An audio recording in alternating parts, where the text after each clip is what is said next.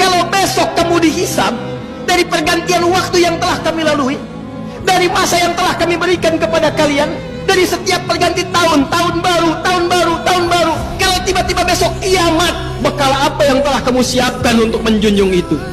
Tak ada rasa takutnya sedikit pun. Kalau ada orang mengatakan nikmat terbesar adalah hidup, salah, karena binatang juga hidup. Kalau ada yang mengatakan nikmat terbesar adalah bekerja, salah, karena monyet pun bekerja. Nikmat terbesar adalah ketika kau takut kepada Allah. Setinggi apapun jabatanmu, sebesar apapun kekuasaanmu, kau tunduk dan patuh. Ketika azan berkumandang, kau tutup tempat belanjamu, kau tutup lokal dan kelasmu, kau datang bersimpuh kepada Allah. Carilah uang yang sebanyak-banyaknya. Semuanya terdiam kan? Karena semuanya tidak setuju. Anda akan mengatakan kepada saya, uang bukan segalanya. Saya setuju, uang bukan segalanya. Tetapi kenyataan hidup segalanya butuh uang. Uang itu tidak akan dibawa mati. Betul, saya setuju. Tapi tidak sedikit orang terasa mati kalau tidak punya uang. Uang itu hanya akan menjadikan masalah. Setuju, tapi banyak masalah yang harus diselesaikan dengan uang. Kalau sudah cinta, nggak ada urusan uang. Betul, tapi kalau cinta ada uang, itu lebih indah. Artinya apa? Kita bukan memandang enteng tentang uang. Yang terpenting cari uang yang sebanyak-banyaknya dengan cara yang halal. Maka baru di situ dikatakan uang akan tepat berada di orang yang tepat. Maka uang itu hakikatnya akan menjadi keberkahan bagi semua. Bolehkah muslim kaya? Oh boleh muslim kaya. Bahkan Nabi SAW mengatakan ni'mal malu salih fir rajulis salih. Sebaik-baiknya harta yang bagus itu di tangannya orang soleh. Makanya kita lihat para sahabat Nabi SAW kaya-kaya sebagian mereka. Abu Bakar, ya, Utsman bin Affan, kemudian Abdurrahman bin Auf. Tapi ambisinya bukan dunia. Karena ada orang yang semuanya diukur sama dunia, yang dia cari cuma dunia. Yang ini kata Nabi SAW, man kanati dunya hammah. Barang siapa yang dunia menjadi ambisinya, maka Allah jadikan kemiskinan di antara kedua matanya. Jadi bapak nggak apa-apa kaya, tapi niatkan buat akhirat. Kenapa aku mau bekerja, mau berusaha? Aku ingin berangkat haji. Jadi cari dunia buat akhirat. Kenapa bapak kok buka usaha baru lagi? Iyalah, banyak pesantren yang membutuhkan.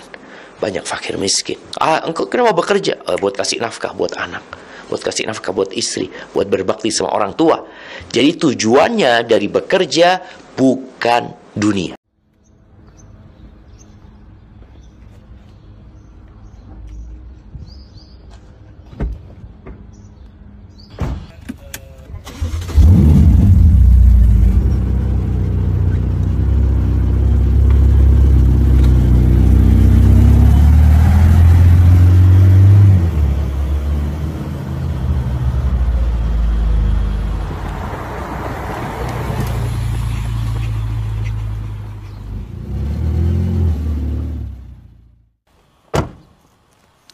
Assalamualaikum warahmatullahi wabarakatuh.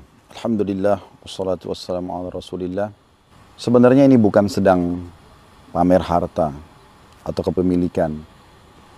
Tetapi yang kami ingin titik beratkan adalah pertanyaan sederhana. Apakah seorang muslim bisa menjadi orang kaya? Apakah seorang muslim boleh menikmati harta dia termasuk membeli barang-barang yang mewah? Ini yang butuh jawaban. Kali ini teman-teman sekalian dari Dubai, kami sedang berada di salah satu komplek perumahan dan di sini tidak asing sekali Anda melihat mobil-mobil mewah. Ini ada Ferrari, sebelah sini ada Mercy dan hampir semua di parkiran orang-orang di sini itu menggunakan mobil mewah. Apakah mereka melanggar agama dengan ini? Ini butuh jawaban. Kita akan jawab teman-teman sekalian dengan pertanyaan pertama, apakah Islam membolehkan seseorang menjadi orang kaya? Jawabannya sederhana, iya. Bahkan Islam memotivasi para penganutnya untuk menjadi orang yang mampu. Karena agama ini tidak akan pernah luput dari kekayaan.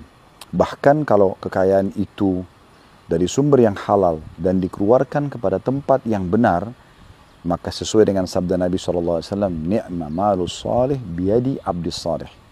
Sebaik-baik harta yang saleh, yang halal, yang banyak, yang mencukupi di tangan orang-orang saleh. Nabi SAW bersabda, dalam sebuah hadis, innallaha yuhibbut taqiyul ghaniyul khafi. Allah sangat mencintai hamba-hambanya yang selalu bertakwa, patuh, kaya, dan juga suka menyembunyikan amal solehnya. Mungkin Anda tidak asing mendengar nama Abu Bakar,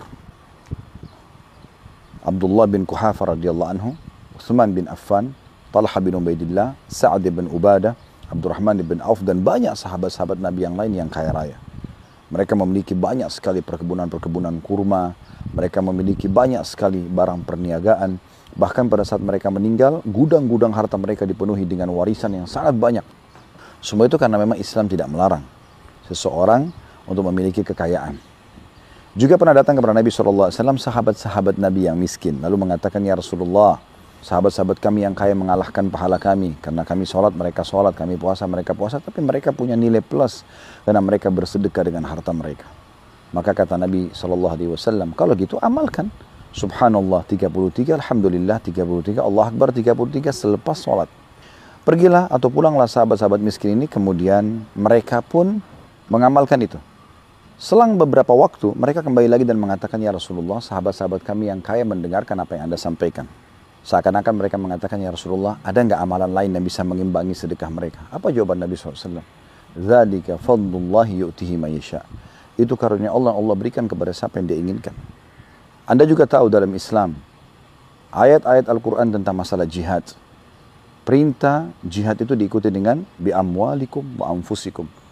Kita disuruh berjihad dengan harta dan juga dengan jiwa. Dan itu lebih afdal.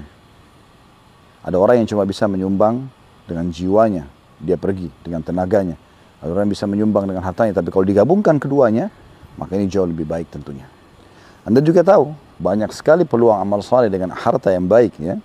Seperti misalnya, di saat Anda mendapatkan peluang untuk membangun sebuah masjid misalnya. Bukankah semua orang yang sholat Anda akan panen pahalanya? Dibandingkan Anda cuma ikut sholat di sebuah masjid misalnya.